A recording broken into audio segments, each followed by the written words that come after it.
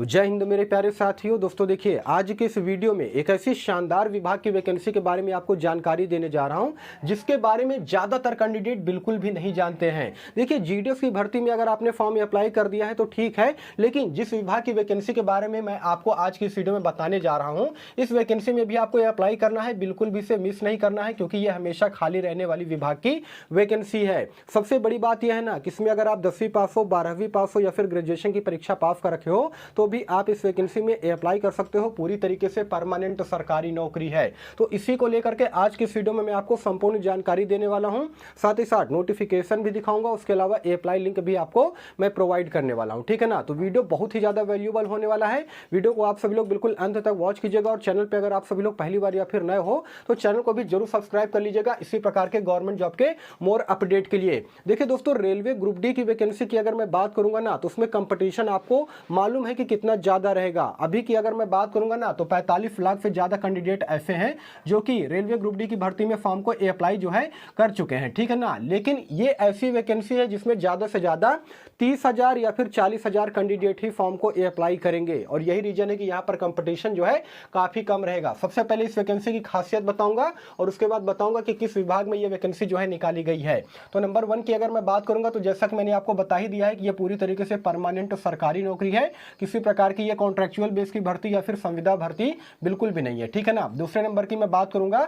तो पूरी तरीके से ये हिडन भर्ती है, मतलब 90% से ज्यादा कैंडिडेट ऐसे होंगे जो कि इस वैकेंसी के बारे में बिल्कुल भी नहीं जानते हैं। तो अगर ये वीडियो आप तक पहुंचा है, आपके पास क्वालिफिकेशन है, तो इस वैकेंसी में आपको अप्लाई करना चाहिए। अगले नंबर की अगर मैं बात करूंगा दोस्तों तो इस वैकेंसी में कंपटीशन भी बिल्कुल नाम मात्र का आपको देखने को मिलेगा, क्योंकि ज्यादातर कैंडिडेट इस वैकेंसी के बारे में नहीं जानते हैं और इसीलिए इसमें कंपटीशन जो है बिल्कुल नाम मात्र का आपको देखने को मिलेगा। इस वैकेंसी की अगर मैं बात करूंगा तो इसमें ना ही किसी प्रकार का आपका कोई फिजिकल होगा, ना ही रनिंग होगा, ना ही हाइट चेक किया जाएगा, और ना ही किसी प्रकार का कोई भी टाइपिंग टेस्ट होगा। मतलब किसी प्रकार की कोई भी झंझट नहीं है, बस एक रिटन एग्जाम आपको देना पड़ेगा और उसके बाद आपका डॉक्यूमेंट वेरिफिकेशन होगा और उसके बाद फाइनल आपको ज्वाइनिंग दे दी जाएगी। अब देखिए, सैलरी की अगर मैं बात करूंगा दोस्तों तो यहाँ पर अलग अलग प्रकार के पोस्ट पर भर्ती निकाली गई है और उसी के अकॉर्डिंग यहाँ पर आपको अलग अलग सैलरी दी जाएगी। कुछ ऐसे पोस्ट है जिसमें आपको 35,000 वेतन दिया जाएगा, कुछ ऐसे भी पोस्ट है जिसमें आपको 30,000 वेतन दिया जाएगा, वो मैं आपको आगे बताऊंगा। ठीक है ना। सिलेक्शन प्रोसेस की अगर मैं बात करूंगा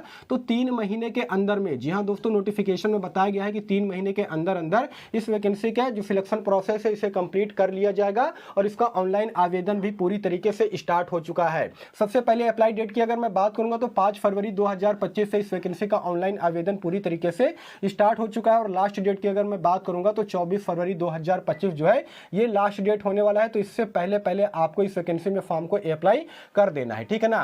अब आप लोग यहाँ पर पूछोगे कि सर ये बताइए किस विभाग में ये वैकेंसी निकाली गई है। तो दोस्तों, विभाग की अगर मैं बात करूंगा तो ग्रामीण विकास मंत्रालय, जिसे हम लोग इंग्लिश में क्या कहते हैं, ministry of rural and development के अंतर्गत में ये भर्ती का नोटिफिकेशन जो है जारी किया गया है। ठीक है ना। यहां पर मैं लिख दे रहा हूं, ग्रामीण विकास मंत्रालय की तरफ से जो है ये वैकेंसी निकाली गई है, जिसमें कि अलग अलग प्रकार के पोस्ट शामिल है। नंबर ऑफ टोटल सीटों की अगर मैं बात करूंगा तो इस बार 13,762 पदों पर यह भर्ती निकाली गई है, जिसमें अलग अलग प्रकार के सीट निकाली गई है, यानी कि पोस्ट निकाली गई है। ठीक है ना। जैसे कि इसमें डाटा एंट्री ऑपरेटर के पोस्ट पर भर्ती निकाली गई है, इसमें सभी 12वीं पास कैंडिडेट अप्लाई कर सकते हैं। उसके अलावा डिस्ट्रिक्ट प्रोजेक्ट ऑफिसर के पोस्ट पर भर्ती निकाली गई है, जिसमें कि सभी ग्रेजुएशन पास कैंडिडेट अप्लाई कर सकते हैं। टेक्निकल असिस्टेंट के पोस्ट पर भर्ती निकाली गई है, जिसमें कि सभी 12वीं पास कैंडिडेट अप्लाई कर सकते हैं। उसके अलावा डाटा मैनेजर की अगर मैं बात करूंगा तो इसमें सभी ग्रेजुएशन पास कैंडिडेट अप्लाई कर सकते हैं। आपने चाहे किसी भी सब्जेक्ट से ग्रेजुएशन की परीक्षा पास की हो, आपके चाहे कितने भी परसेंटेज मार्क्स हो, यहां पर उससे कोई भी फर्क नहीं पड़ता है, बस आपके पास जो है क्वालिफिकेशन होना चाहिए। ठीक है ना। उसके अलावा MIS असिस्टेंट के पोस्ट पर भर्ती निकाली गई है, जिसमें कि सभी 10वीं पास कैंडिडेट अप्लाई कर सकते हैं। उसके अलावा कंप्यूटर ऑपरेटर के पोस्ट पर भर्ती निकाली गई है, जिसमें कि सभी 12वीं पास कैंडिडेट जो है इसमें अप्लाई कर सकते हैं। उसके अलावा MTS यानी कि मल्टीटास्किंग स्टाफ के पोस्ट पे भी भर्ती निकाली गई है, जिसमें क्वालिफिकेशन मात्र 10वीं पास रखा गया है। उसके अलावा फील्ड कोऑर्डिनेटर के पोस्ट पर भर्ती निकाली गई है, जिसमें कि सभी 12वीं पास कैंडिडेट अप्लाई कर सकते हैं। उसके अलावा 2-3 और भी पोस्ट हैं दोस्तों, जिसके रिगार्डिंग में ये वैकेंसी जो है निकाली गई है। तो आपके पास जो भी क्वालिफिकेशन है उसी के अकॉर्डिंग जो है यहाँ पर आप फॉर्म को अप्लाई कर सकते हो। सिंपल, अगर आप 10वीं पास हो तो मेरी मानो आप जो है MTS के लिए अप्लाई कीजिए, सबसे ज्यादा बेस्ट रहेगा, क्योंकि पूरी तरीके से इसमें ऑफिशियल वर्क रहता है।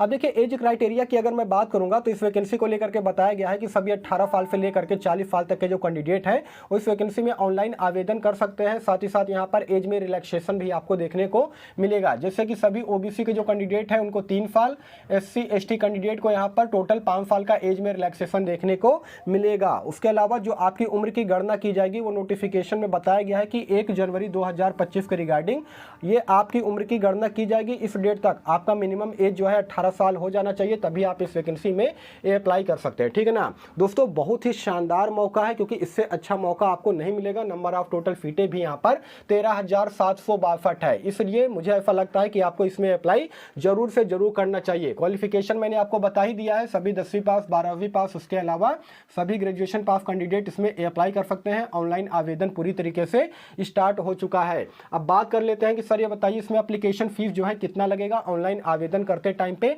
तो देखिए एप्लीकेशन फी की अगर मैं बात करूंगा तो इसमें अगर आप जनरल ओबीसी कैंडिडेट हो या फिर ईडब्ल्यूएस कैंडिडेट हो तो आपको यहाँ पर 399 रुपए देना पड़ेगा ऑनलाइन आवेदन करते टाइम पे।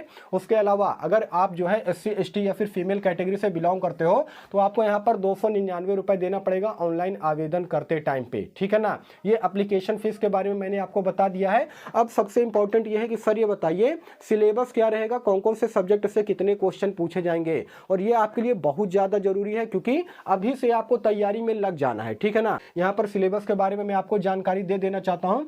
देखिए जीके इंग्लिश की अगर मैं बात करूंगा तो इन दोनों सब्जेक्ट को मिलाकर के यहाँ पर 100 क्वेश्चन पूछे जाएंगे, मतलब कि जीके से 50 क्वेश्चन पूछा जाएगा, उसके अलावा इंग्लिश से भी आपके 50 क्वेश्चन पूछे जाएंगे। उसके बाद जो है रीजनिंग की अगर मैं बात करूंगा तो इससे भी आपके 50 क्वेश्चन पूछे जाएंगे, कंप्यूटर से भी आपका 50 क्वेश्चन पूछा जाएगा। देखिए कंप्यूटर में यहाँ पर आपका 2 एग्जाम होगा, कंप्यूटर का थ्योरेटिकल होगा यानी कि रिटन एग्जाम होगा जिसमें कि 50 क्वेश्चन पूछे जाएंगे। उसके अलावा कंप्यूटर में प्रैक्टिकल होगा आपका, उसमें भी आपके 50 क्वेश्चन आपसे पूछे जाएंगे। ठीक है ना, तो इसमें कंप्यूटर का जो नॉलेज है वो आपके पास होना चाहिए, तभी काम कर पाओगे, क्योंकि सिस्टम पर बैठ करके आपको यहाँ पर काम करना पड़ेगा। ठीक है ना, कुछ ऐसे भी पोस्ट है यहाँ पर जिसमें कि कंप्यूटर की आवश्यकता नहीं पड़ेगी, जैसे कि MTS हो गया, उसके अलावा असिस्टेंट के जो पोस्ट हो गए इसमें आपका जो है कंप्यूटर की कोई भी जरूरत नहीं पड़ेगी। लेकिन अगर आप कंप्यूटर ऑपरेटर के लिए अप्लाई करते हो, उसके अलावा डाटा एंट्री ऑपरेटर के लिए अप्लाई करते हो या फिर डिस्ट्रिक्ट प्रोजेक्ट ऑफिसर के लिए अप्लाई करते हो तो इसमें आपका कंप्यूटर का नॉलेज होना बिल्कुल अनिवार्य है। ठीक है ना, अब देखिए आवश्यक दस्तावेज की मैं बात करूंगा तो आपके पास क्या क्या होना चाहिए जिससे कि आप इस वैकेंसी में अप्लाई कर सकते हो। तो सबसे पहले आपके पास जो है क्वालिफिकेशन होना चाहिए जिस भी पोस्ट के लिए आप यहाँ पर अप्लाई कर रहे हो। ठीक है ना, उसके अलावा आपके पास कास्ट सर्टिफिकेट होना चाहिए, आधार कार्ड होना चाहिए, उसके अलावा डेट ऑफ बर्थ सर्टिफिकेट होना चाहिए, मेडिकल सर्टिफिकेट होना चाहिए, एक्टिव मोबाइल नंबर होना चाहिए, पासपोर्ट साइज फोटो होने चाहिए और एक जीमेल ID होना चाहिए। बस इतने सारे आवश्यक दस्तावेज होंगे तो आप यहाँ पर इस वैकेंसी में ऑनलाइन आवेदन भी कर सकते हो और आपका डॉक्यूमेंट वेरिफिकेशन भी सक्सेसफुल होगा। ठीक है ना, देखिए सिलेक्शन प्रोसेस की अगर मैं बात करूंगा दोस्तों तो 3 स्टेप में यहाँ पर आपका सिलेक्शन प्रोसेस को कंप्लीट किया जाएगा। नंबर 1 की अगर मैं बात करूंगा तो सबसे पहले आपका जो है रिटन एग्जाम होगा। ठीक है ना, सिलेबस के बारे में मैंने आपको बता दिया है। दूसरे नंबर की अगर मैं बात करूंगा तो उसके बाद आपका डॉक्यूमेंट वेरिफिकेशन होगा और अंत में आपका मेडिकल होगा। मेडिकल केवल नाम मात्र का होता है, अगर आपने रिटन एग्जाम और डॉक्यूमेंट वेरिफिकेशन क्वालिफाई कर लिया तो मेडिकल भी आपका जनरली तौर पे निकल ही जाएगा। ठीक है ना, तो ये सारी जानकारी मैंने आपको इस वैकेंसी के रिगार्डिंग में दे दिया है। इस वैकेंसी का नोटिफिकेशन उसके अलावा अप्लाई लिंक जो है आपको मिल जाएगा मेरे टेलीग्राम चैनल पर। टेलीग्राम चैनल का लिंक मैंने वीडियो के डिस्क्रिप्शन में ऑलरेडी डाल रखा है, तो वहां से जाकर के आप इस वैकेंसी का नोटिफिकेशन भी दे सकते हो, साथ ही साथ अप्लाई भी आप जो है कर सकते हो। इधर उधर भटकने की कोई भी जरूरत नहीं है। तो यहाँ पर यह वैकेंसी निकाली गई है ग्रामीण विकास मंत्रालय की तरफ से, एक बहुत ही शानदार मौका है, आपको जरूर से जरूर अप्लाई जो है करना चाहिए। ठीक है ना, बाकी इस वैकेंसी को लेकर के आपके मन में किसी प्रकार का कोई भी डाउट हो, कोई भी सवाल हो तो कमेंट सेक्शन खुला है, आप लोग कमेंट कीजिएगा, मैं इसका रिप्लाई देने का भी पूरा कोशिश करूंगा। बाकी फिर मिलूंगा किसी नेक्स्ट वीडियो में, तब तक के लिए धन्यवाद।